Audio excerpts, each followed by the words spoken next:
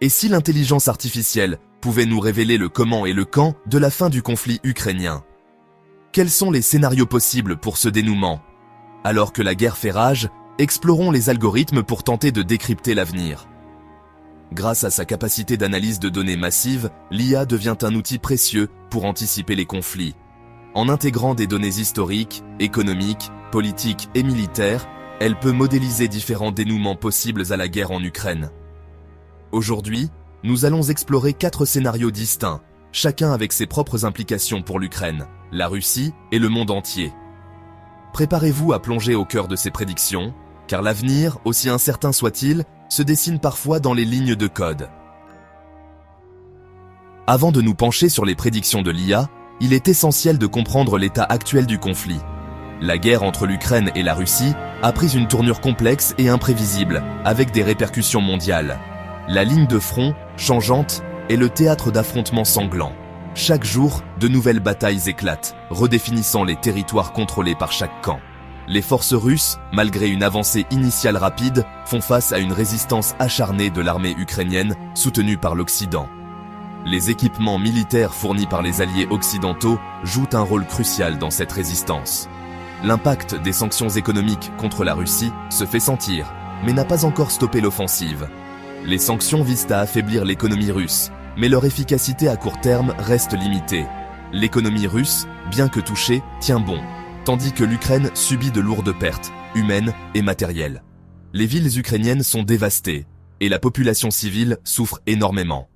L'OTAN, en soutien indéfectible à l'Ukraine, fournit une aide logistique et militaire conséquente. Cette aide comprend des armes, des munitions et des formations pour les soldats ukrainiens. La Chine, de son côté, joue un jeu d'équilibriste entre soutien prudent à la Russie et appels à la paix. Pékin tente de maintenir une position neutre tout en protégeant ses intérêts. Les États-Unis, en première ligne, multiplient les sanctions et les livraisons d'armes.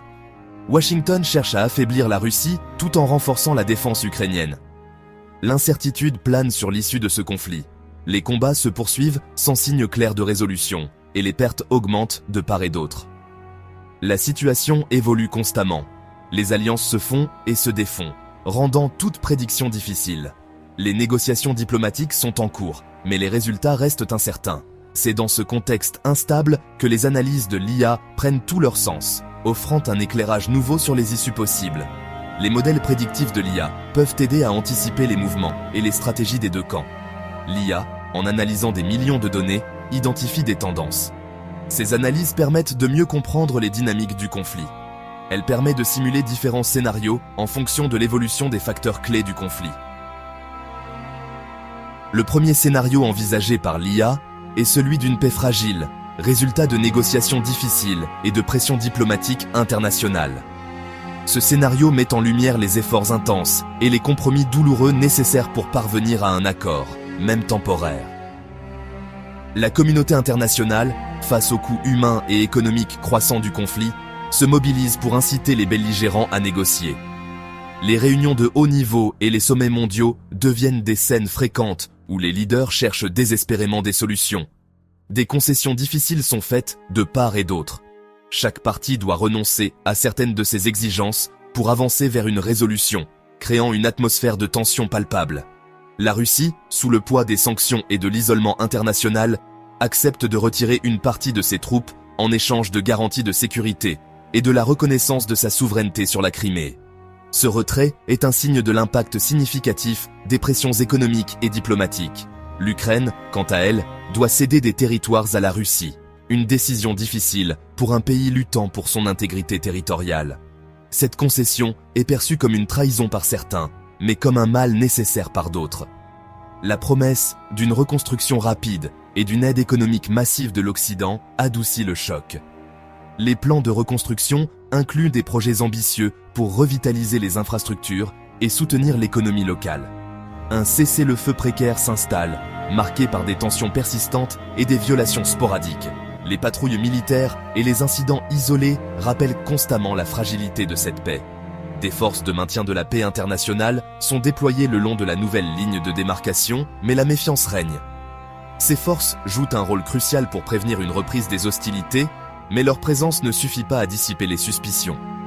L'Ukraine, profondément blessée, entame une reconstruction longue et difficile. Les efforts de reconstruction sont entravés par des ressources limitées et des défis logistiques, mais la détermination des citoyens est palpable. La perspective d'une adhésion à l'Union européenne et à l'OTAN est repoussée, laissant le pays dans une situation géopolitique inconfortable. Cette incertitude géopolitique complique encore davantage les efforts de stabilisation. La Russie sort affaiblie de ce conflit. Les manifestations internes et les difficultés économiques révèlent l'ampleur des dommages subis. Son économie, plombée par les sanctions, peine à se redresser. Les fermetures d'usines et la récession économique sont des signes visibles de cette lutte. Son image est ternie, son isolement diplomatique s'accentue. La Russie doit faire face à une condamnation internationale croissante et à une perte de prestige sur la scène mondiale. Ce scénario, bien que loin d'être idéal, offre une lueur d'espoir. Il montre que même dans les moments les plus sombres, il est possible de trouver des chemins vers la paix. Il permet d'éviter une escalade incontrôlable et de mettre fin aux souffrances des civils.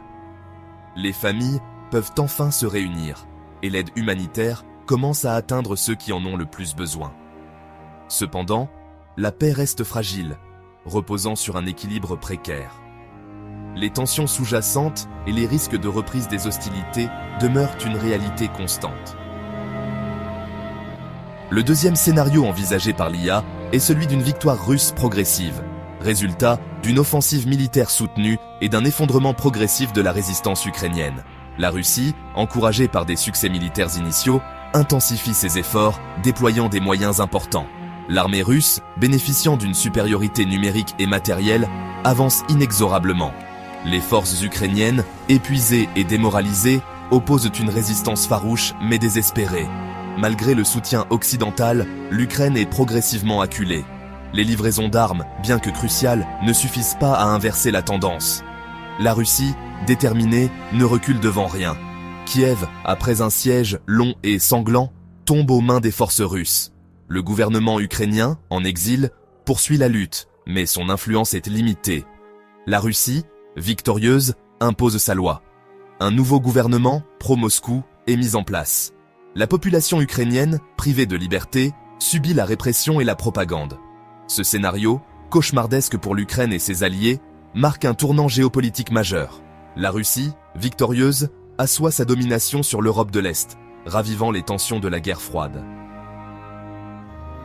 Le troisième scénario est celui d'une reprise ukrainienne, grâce à un soutien massif de l'OTAN, qui a intensifié ses efforts pour fournir une aide militaire et humanitaire, et à un effondrement progressif de l'armée russe, incapable de maintenir ses positions face à une résistance ukrainienne déterminée.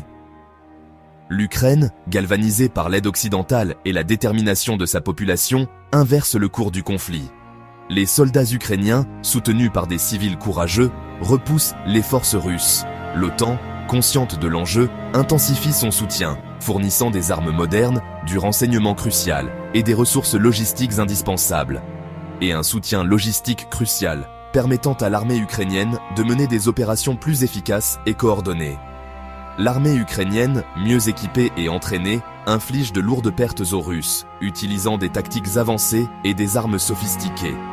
Les sanctions économiques, plus sévères, commencent à impacter l'économie russe, provoquant des pénuries et une inflation galopante. Le moral des troupes russes, confrontées à une résistance acharnée et à des problèmes logistiques, s'effondre, rendant leur position de plus en plus intenable. Des manifestations anti-guerre éclatent en Russie, dénonçant le coût du conflit et la gestion du gouvernement. Le pouvoir russe, fragilisé, doit faire face à une contestation interne croissante, mettant en péril la stabilité du régime. L'Ukraine, profitant de la situation, lance une contre-offensive majeure, reprenant progressivement les territoires occupés. Les territoires occupés sont libérés, et les drapeaux ukrainiens flottent à nouveau dans les villes libérées. La population accueille ces libérateurs en héros, célébrant la fin de l'occupation et le retour à la liberté. La Russie, confrontée à une défaite humiliante, se retire de tous les territoires ukrainiens occupés, y compris la Crimée, marquant la fin de son agression. Le régime de Poutine s'effondre sous la pression interne et internationale, ouvrant la voie à des changements politiques. L'Ukraine, victorieuse mais épuisée, entame une longue reconstruction, avec l'aide de la communauté internationale. La communauté internationale aide le pays à se reconstruire, promettant des ressources et un soutien continu pour assurer un avenir stable et prospère. Le quatrième scénario, le plus sombre, est celui d'une guerre prolongée sans vainqueur clair. Le conflit s'enlise dans une guerre d'usure, semblable à la division de la Corée. Les lignes de front se figent, aucune partie ne pouvant l'emporter. L'Ukraine, malgré le soutien occidental, ne parvient pas à repousser complètement les Russes.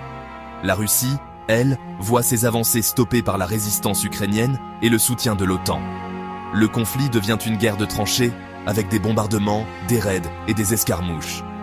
Les deux camps s'observent, attendant l'erreur fatale. L'économie ukrainienne est à genoux. Les infrastructures sont détruites, la population est dans la misère. L'aide internationale ne suffit pas. La Russie, sous embargo, voit son économie se contracter.